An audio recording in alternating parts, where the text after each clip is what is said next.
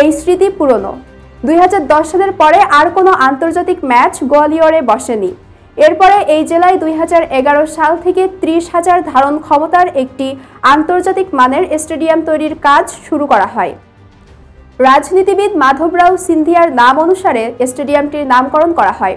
চূড়ান্ত পর্যায়ে এর আসন সংখ্যা 50,000-এ উন্নীত করা হবে।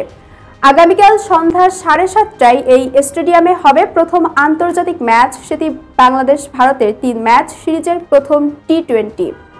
এই ম্যাচ ঘিরে স্থানীয়দের মধ্যে টানটান উত্তেজনা বিরাজ করছে। টিকিট ছাড়ার 1 ঘন্টার মধ্যে সবগুলো বিক্রি হয়ে গেছে। ম্যাচটি শুরু করার আগে ছোট পরিসরে অনুষ্ঠানের আয়োজনও করতে পারে মধ্যপ্রদেশ ক্রিকেট অ্যাসোসিয়েশন। চূড়ান্ত সিদ্ধান্ত না এলেও ইতোমধ্যে বিষয়টি নিয়ে তারা সভা করেছেন। সব মিলিয়ে 2010 সালের পরে যে শূন্যতা তৈরি হয়েছিল এই জেলায়, সেটি পূরণে সবাই উদগ্রীব। কানপুর টেস্ট ম্যাচের মতো গোয়ালিয়রেও হামলার হুমকি দিয়েছিল অখিল ভারত হিন্দু মহাসভা। ভারতীয় ধর্মীয় এই সংগঠনের হুমকির বিপরীতে বেশ কঠোর অবস্থানে রয়েছে স্থানীয় প্রশাসন। বাংলাদেশ দল শহরটিতে পা রাখার আগেই নিরাপত্তার চাদরে ঢেকে ফেলা হয়েছে গোটা গোয়ালিয়র। কোনো রকম অনাকাঙ্ক্ষিত ঘটনা এড়াতেই 3 স্তরের নিরাপত্তাও সাজানো হয়েছে। ইতিমধ্যে ম্যাচটি অনুষ্ঠিত না করার দাবিতে শহরের বিভিন্ন স্থানে বিক্ষোভ করার কারণে পুলিশ গ্রেপ্তার করেছে 20 জনেরও বেশি আন্দোলনকারীকে। নিরাপত্তা নিয়ে সিটি সুপারিনটেন্ডেন্ট অশোক যাদব ভারতীয় এক গণমাধ্যমকে বলেছেন, এ ম্যাচটি কোনো রকম ঝামেলা ছাড়া মাঠে গড়াতে গোয়ালিয়রের প্রায় 5,000 নিরাপত্তা কর্মী বিভিন্ন স্তরে কাজ করছেন।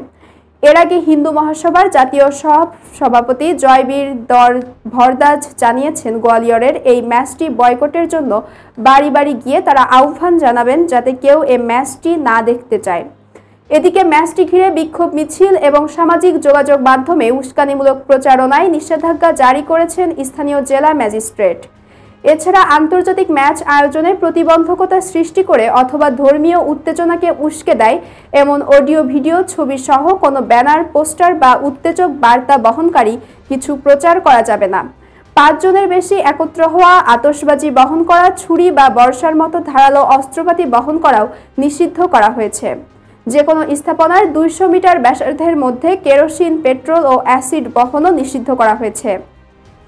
এই নিরাপত্তার চাদরে চলছে 2 দলের অনুশীলন। বাংলাদেশ দল শুরুতে দিনের আলোয় তীব্র তাপের মধ্যে অনুশীলন করেছে।